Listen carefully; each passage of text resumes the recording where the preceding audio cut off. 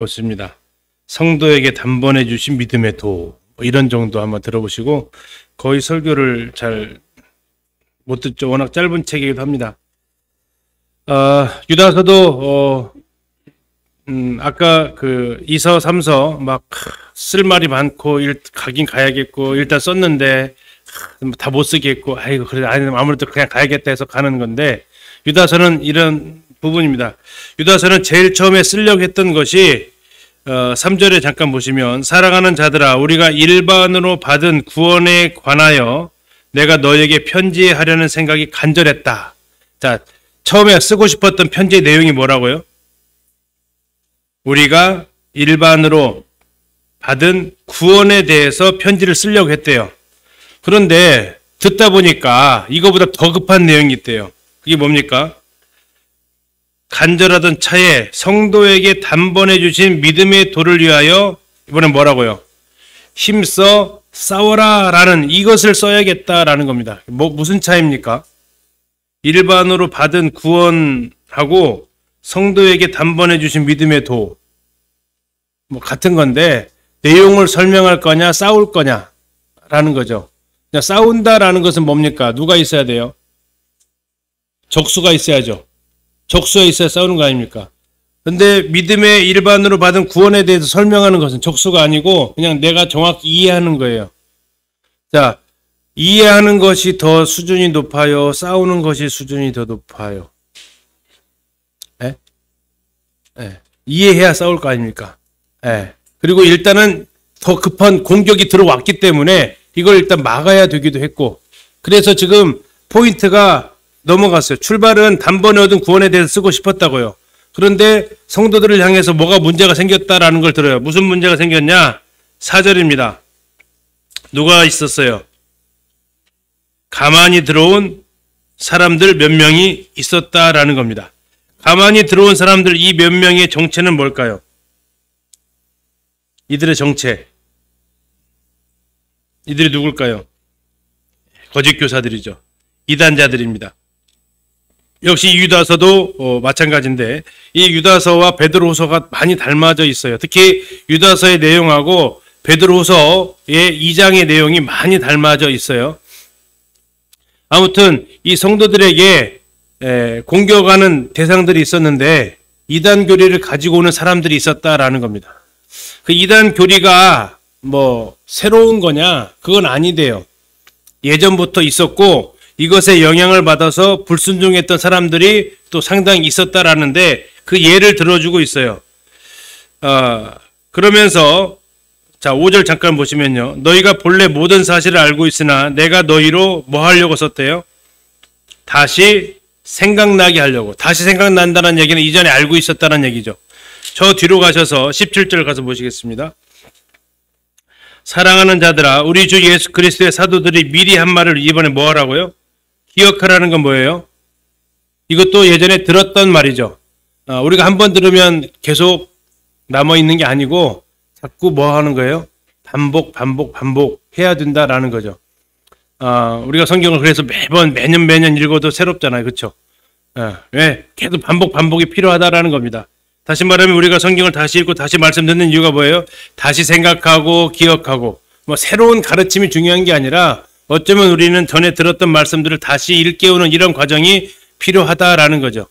대부분 새로운 거라고 이렇게 주장하는 사람들이 이단일 가능성이 훨씬 더 많은 것도 사실이기도 합니다. 아무튼 이단들의 특징들이 들어오는데 이들이 새로운 사람들이 아니고 예전부터 이런 일들은 얼마든지 있었어요. 5절 끝에 보시면 누가 있었냐면 주께서 백성을 애굽에서 구원해냈던 사람들, 광야에서 멸망했던 사람들, 첫 번째 예, 두 번째 6절에는 자기 죄를 지키지 않고 타락한 천사들, 두 번째 사람 예, 7절에는 소돔과 고모라에 있었던 사람들. 다음에 이건 이제 성경에 나와 있는 건 아니고 모세 승천기라는 책에 나와 있는 내용인데 9절에 천사장 미가엘이 모세의 시체에 관하여 변론했던 그 마귀의 예, 이런 일들이 있었어요. 이런 일들을 가지고 과거에 이런 자들이 있었다라는 거예요. 새로운 이단이 나타나는 거 오늘만 뭐 신천지 하나님의 교회 뭐 별별 이단들이 참 많은데 예전에 없었던 게 나타나는 게 아니라 이것도 계속 반복해서 나타나는 이런 사람들이죠. 자, 그들을 향해서 하나님께서 11절에 보시면 화 있을진저 이렇게 선포하고 있습니다. 화 있을진저. 자, 이단들의 정체의 모습을 11절에 이제 다시 세 명의 이름을 들어서 언급을 해요. 어떤 사람들이냐? 이 사람들은 가인 나왔죠. 11절 가인 찾으셨어요? 쭉 내려가면 또 누구 나와요? 발람. 또 누구 나와요? 고라 자손. 모세를 대적했던 이런 일들이 얘들이 수없이 많이 있어요. 위조 지폐가 1,000원짜리를 위조했다 혹시 들어보셨어요? 1,000원짜리 위조했다. 없습니다. 10원짜리 위조는요. 10원짜리 만드는 더 비싼 거 아시죠? 네. 어떤 걸 위조하죠? 5만 원짜리 적어도. 예전에 만 원짜리, 요즘 5만 원짜리, 아니면 수표를 위조하는 비싼 걸 위조하는 겁니다. 어쩌면 이단들이 많아서 기독교 못 믿겠다가 아니라 어쩌면 기독교가 진짜니까 그렇게 짝퉁들이 많이 발생한다라는 역설이죠. 자, 그러면서 이야기하는 이단들의 정체의 모습이 뭐냐? 12절 한번 보세요. 그들은 이단들입니다. 거짓 교사들입니다. 기탄 없이 너희와 함께 먹으니 받아들인 거죠. 그들은 너희의 애찬의 암초고 자기 몸만 기르는 목자고 바람에 불려가는 물 없는 구름이고 죽고 또 죽어 뿌리까지 뽑힌 열매 없는 가을나무고 자기 수치의 거품을 뿜는 바다의 거친 물결이고 영원히 예비된 캄캄한 흑암으로 돌아갈 유리하는 별들이고. 무슨 말 같아요? 무슨 말 같아요? 저 시적인 표현을 써가지고 그들의 덧없음 또 의미 없음 뭐 이런 것들을 얘기하고 오히려 해악을 끼치는 대상들이다라는 것을 쭉 이야기를 합니다. 자, 이렇게 이단들이 들어와서 공격했던 게 뭘 공격을 했다고요? 단번에 주신 믿음의 도에 대해서 그들이 계속해서 공격을 했다라는 겁니다. 그러면 여기에 대해서 우리가 바르게 알고 대처를 해야 된다라는 걸 쓰기 위해서 기록한 것이 유다서라는 거고요. 그것을 대처할 수 있는 방법이 뭐냐? 17절에 아까 나왔습니다. 사도들이 했던 말, 복음이죠. 진리다. 이것을 다시 기억하는 겁니다. 두 번째는요, 18절에 그들이 너희에게 말한다. 마지막 때에 자기의 경건하지 않은 정욕대로 행하며 조롱하는 자들이 있을 것이라고 사도들이 말했는데 그들에 대해서 알고 너희들이 지켜야 된다. 그것을 권면하기 위해서 쓰여진 책이 유다서라는 겁니다. 다시 말해서 이단들은 지금도 많이 득실득실하죠. 정말 많습니다. 우리가 거기에 대해서 바르게 알아야 그들과 대적할 수 있죠. 그런데 안타까운 것은 이단하고 싸워야 돼요. 피해야 돼요. 싸워야 돼요. 피해야 돼요. 아까 요한 2서에서는 뭐라고 그랬죠? 요한 2서에서 뭐라고 했어요? 인사하지 말라겠죠. 집에 들이지 말라겠죠. 싸우는 거예요? 피하는 거예요? 자, 유다서에서는 뭐라고 그랬어요? 뭐 해야 돼요, 그럼요? 싸워요, 피해요? 명언을 하시네. 피할 수 없으면 싸워라. 네.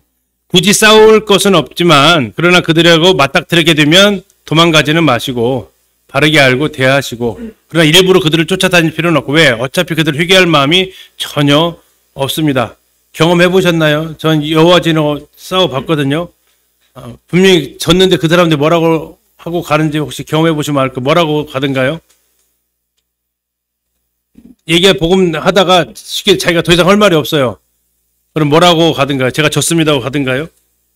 아니요. 두 가지 얘기했어요. 한 사람은 이렇게 얘기했어요. 제가 좀 더 배워서 오겠습니다 할 거요. 두 번째는 제가 거기 가면 더 잘하시는 분이 있거든요. 그분 데리고 올게요. 이 두 가지 얘기하더라고요. 절대 그들은 돌이킬 마음이 없습니다. 그래서 한두 번 경기한 후에 그냥 더